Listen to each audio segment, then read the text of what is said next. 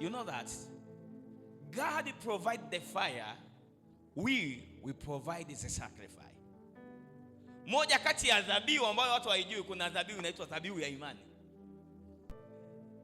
Kuamini ni kujidhabihu.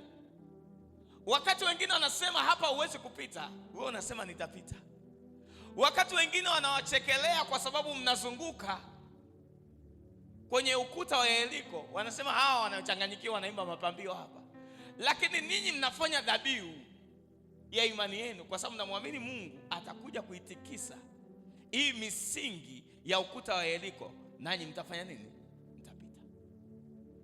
Kujidhabihu, imani ni kujidhabihu. Ukiona jitu la imani lishajidhabihu kwa imani.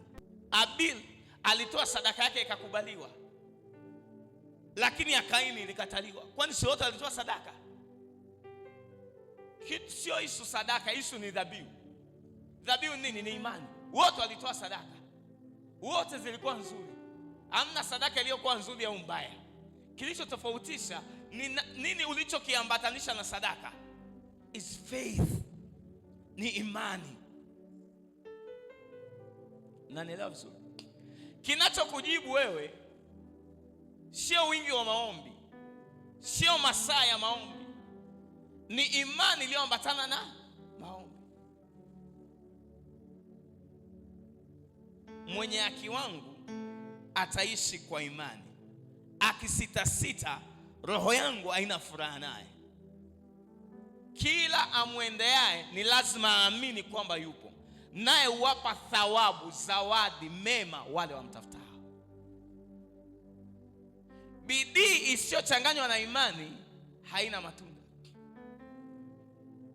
Ikiwa ingalipo ile ahadi ya kuingia laani mwake, na tuogope mmoja wetu asije akaikosa, maana wako walioikosa, kwa sababu neno lile lile la imani lililohubiriwa halikuwafaa wao, kwa sababu halikuchanganyika na imani.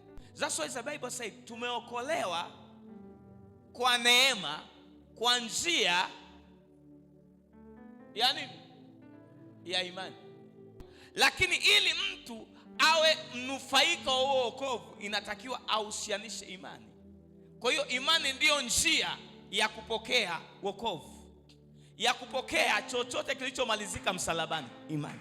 Mtu aliye na imani ni heavyweight.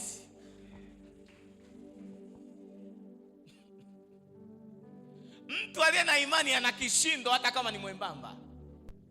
Kilichowafanya jeshi la Washami likimbie mji wao, likimbie nyala zao, ziache vyakula, ni vishindo vya wakoma waliokuwa na imani, wakisema tukikaa hapa tutakufa, tukienda huko atatuua, lakini tutaenda.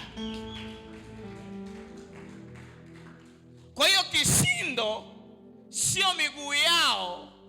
Kumbuka Washami wanasema hawa bila shaka ni adui zetu, hawa wameenda kukodisha jeshi la Wamisri na wametujia. Mbona hayo ni kama magari ya farasi na kikosi kikubwa cha jeshi, lakini ni wakoma waliofanya maamuzi ya imani. Kishindo katika ulimwengu wa roho sio idadi ya watu. Na ndio maana kuna watu wanapigana na shetani mzima mzima, kuna wengine wanapigana na vipepo vidogo vibaimuna.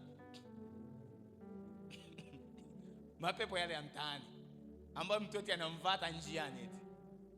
Siku moja nilikuwa naiombea familia moja hapa. Wakati naomba pepo moja likalipuka. Ngambia naye umefuata nini?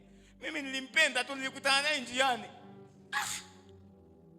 Nikasema kani wewe inafika kipindi wewe unakuwa mwepesi kiasi hicho hadi pepo yoyote ambaye hana makazi, ambaye ametafuta mahali pasipokuwa na maji, ndo anakupata wewe.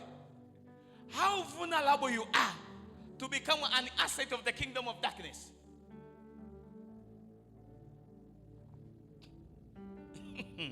Hamjui ya kuwa miili yenu ni hekalu la Roho Mtakatifu?